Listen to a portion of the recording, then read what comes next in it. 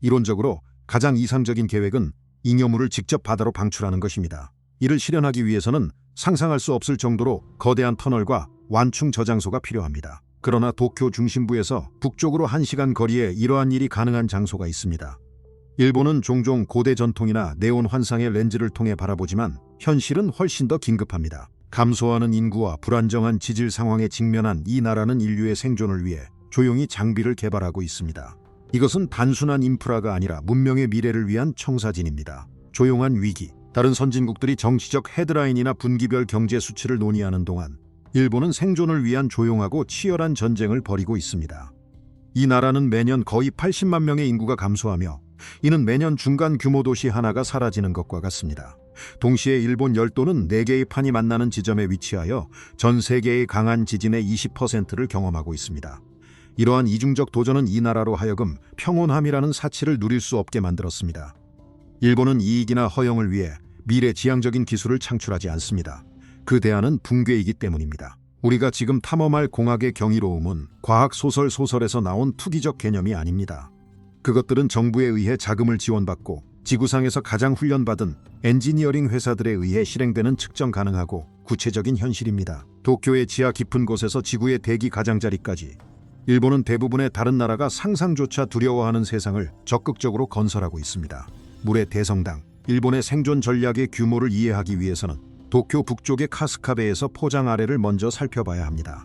여기에는 잊혀진 문명의 유적처럼 보이는 거대하고 분위기 있는 구조물이 있습니다. 이는 현지에서 GNC로 알려진 외부 지하배수관이지만 훨씬 더 인상적인 이름인 지하 파르테논으로 종종 불립니다.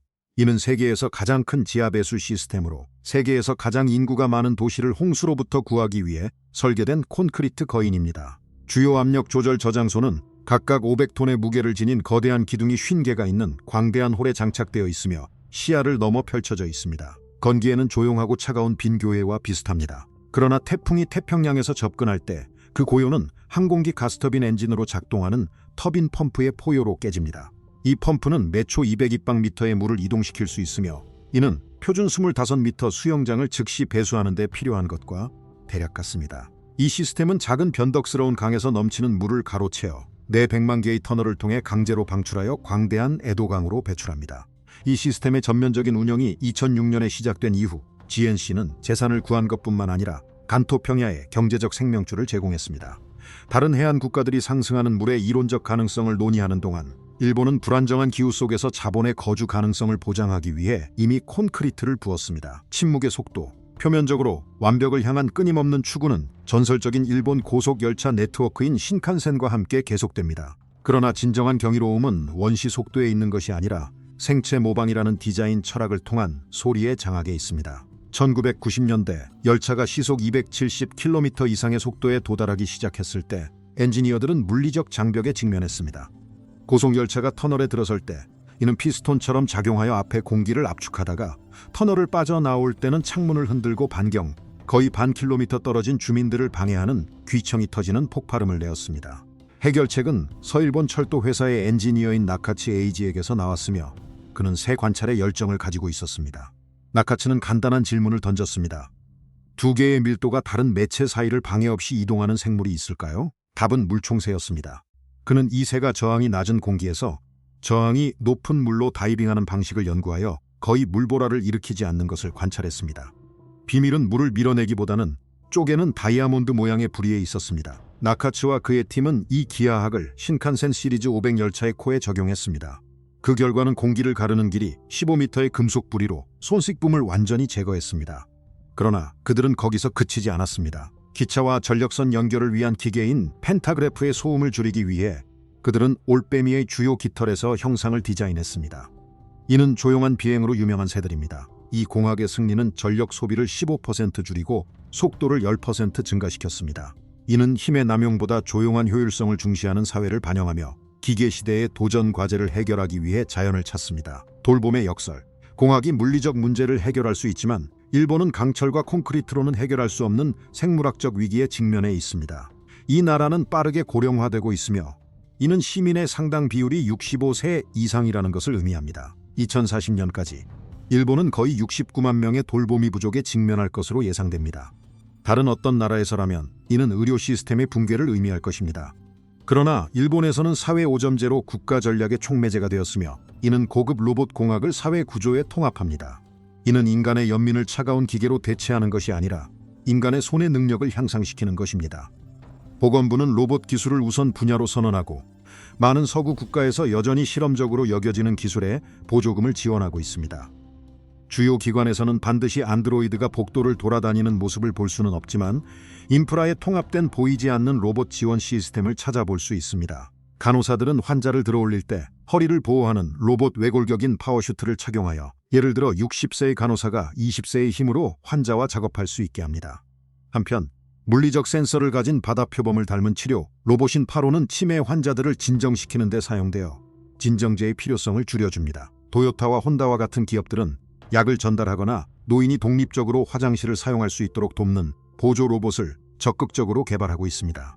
이는 로봇 기술의 정상화를 나타내며 기술이 공장 바닥에서 거실로 이동하는 변화를 보여줍니다. 일본은 인구가 줄어드는 사회에서 기술이 인간의 존엄성을 유지할 유일한 방법임을 증명하고 있습니다. 프로그래머블 도시, 수십 년 동안 세계는 도쿄의 네온지구, 예를 들어 오다이바를 미래의 한 단면으로 바라보았습니다. 그러나 이들은 이제는 20세기의 유물이 되었습니다. 진정한 혁신은 후지산 기초제에서 일어나고 있으며 도요타가 직조도시라는 도시직물을 건설하고 있습니다. 전통적인 도시들이 자연스럽고 무질서하게 성장하는 것과 달리 이 도시직물은 완전한 프로그래머블 환경으로 처음부터 만들어지고 있습니다. 주민들은 도시 생활을 위한 새로운 운영체제를 위한 베타 테스터로서 역할을 하며 살아있는 실험실로 기능합니다. 이전 자동차 공장 부지에 세워진 직조도시는 거리의 개념을 완전히 재구성하고 있습니다. 도로는 세 개의 얽힌 실로 나뉘어 있습니다. 하나는 고속 자동화 차량을 위한 것, 하나는 개인 이동과 보행자를 위한 것, 그리고 사람을 위해 독점적으로 마련된 공원 산책로입니다. 이러한 분리는 전통적인 교차로에서의 마찰과 위험을 없애주어 자율 배송 캡슐인 이팔렛이 공공안전을 위협하지 않고 도시 전역에서 물품을 이동할 수 있게 합니다. 그러나 혁신은 단순한 교통수단을 넘어서 깊은 곳에 있습니다.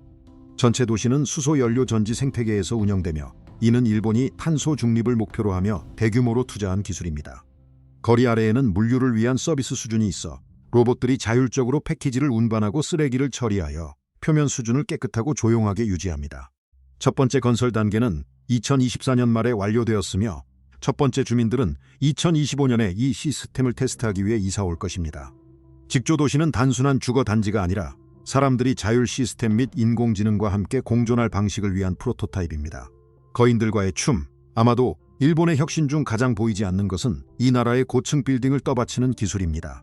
땅이 격렬하고 예측할 수 없이 흔들리는 나라에서 경직성은 사형선고나 마찬가지입니다. 서구 건축이 전통적으로 힘을 견디기 위해 두꺼운 벽을 세우는 데 집중해온 반면 일본의 엔지니어들은 기초 격리를 채택했습니다. 그들은 지진과 싸우지 않고 오히려 함께 춤추기로 선택했습니다. 현대 일본의 고층 빌딩은 땅에 단단히 고정되지 않습니다. 이들은 대형 격리 장치 위에 놓여 있으며 이는 지진 발생 시 건물의 구조체와 기초를 분리합니다. 지면이 격렬하게 흔들리지만 건물은 부드럽게 위로 미끄러지며 참나무처럼 부서지지 않고 바람에 흔들리는 버드나무처럼 스웨이합니다. 이 기술 덕분에 도쿄의 고층 빌딩은 다른 도시에서 건물을 무너뜨릴 수 있는 진동을 견딜 수 있습니다. 신주쿠나 마루노우치 거리를 걷다 보면 기술적으로 떠있는 수백만 톤의 강철과 유리로 둘러싸여 있습니다. 이러한 물리학의 마스터리는 자연의 무서운 예측 불가능성을 관리 가능한 위험으로 변모시켜 상업과 생명이 계속될 수 있도록 보장합니다. 별들과의 연결, 일본의 야망은 궁극적으로 지구의 표면을 넘어 확장됩니다. 나사와 스페이스X가 로켓에 집중하는 동안 일본의 건설 대기업 오바야시 코퍼레이션은 로켓을 쓸모없게 만들 수 있는 방법인 우주 엘리베이터를 적극적으로 탐구하고 있습니다. 이 아이디어는 순수한 공상과학처럼 들립니다. 적도에서 심우주에 있는 균형축까지 96,000km에 이르는 강철 케이블을 따라 전기 엘리베이터가 궤도로 상승하는 것입니다. 하지만 여기에 적용되는 물리학은 타당합니다. 항상 가장 큰 장벽은 스스로의 무게를 견딜 수 있을 만큼 강한 재료를 찾는 것이었습니다. 강철은 너무 무겁고 너무 약합니다. 해결책은 일본의 물리학자 이이지마 스미오가 발견한 탄소 나노튜브에 있습니다. 이 미세한 원통형 분자들은 강철보다 100배 더 강하지만 무게는 6분의 1에 불과합니다. 오바야시 코퍼레이션은 2050년까지 운영 상태를 목표로 하는 로드맵을 개발했습니다. 비록 건설이 즉시 시작되지는 않지만 연구는 활발히 진행되고 있습니다. 일본의 대학들은 케이블을 실험하고 이 리본을 따라 별로 올라갈 수 있는 엘리베이터를 개발하고 있습니다. 이 아이디어가 실현된다면 우주 엘리베이터는 한 킬로그램의 화물을 궤도로 보내는 비용을 수천 달러에서 몇백 달러로 줄일 수 있습니다. 이는 인류가 태양계를 영원히 열 수 있도록 하는 세대를 아우르는 궁극적인 장기 과제를 나타냅니다. 일상에서의 지속 가능성. 그러나 이 독창성을 목격하기 위해 별을 바라볼 필요는 없습니다. 그것은 일상에 뿌리 내리고 있습니다. 예를 들어 소박한 자판기를 생각해 보십시오. 일본에서 자판기는 단순한 음료 자판기가 아닙니다. 그것은 재난 구호 네트워크의 노드 역할을 합니다. 대규모 지진이 발생할 경우 특정 기계들은 자동으로 열리도록 프로그램되어 구출된 사람들에게 무료 음식과 물을 제공하고 디지털 화면에 대피 경로를 표시합니다. 화장실조차도 새롭게 구상되었습니다. 토토와 같은 회사들은 단순히 물을 내리는 것 이상의 기능을 가진 웰니스 화장실을 개발하고 있습니다. 이 지능형 기기들은 배설물을 분석하여 바이오마커를 추적하고 사용자가 증상을 느끼기 전에 스트레스나 질병의 징후를 감지합니다.